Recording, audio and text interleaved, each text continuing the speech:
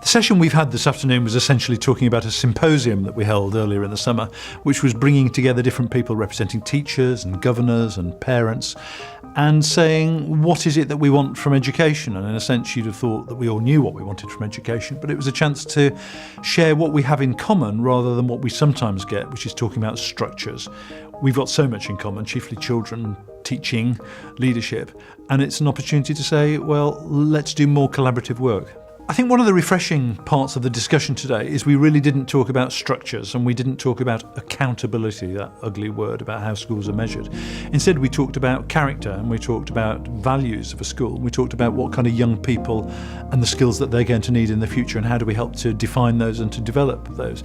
In that sense, it was a really optimistic conversation, I think, which was about looking retrospectively at what education has been like and saying, right, here, perched as we are, 18 or so years into the 21st century, what are we going to do next? When we got those people together, quite quickly there was a clear consensus that you can't capture the features of a world-class school on a clipboard. You can't measure them in a spreadsheet.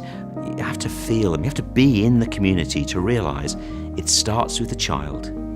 You build the school around the child, creating space for them to be valued, heard, understood, so they leap out of bed and look forward to going into school. And from that safe, loved starting point, you can light the Catherine wheel of success that then spins all over the place and it amazes parents and teachers how young people develop talents they didn't know they had, reach standards they'd never dreamed of, and become the best version of themselves.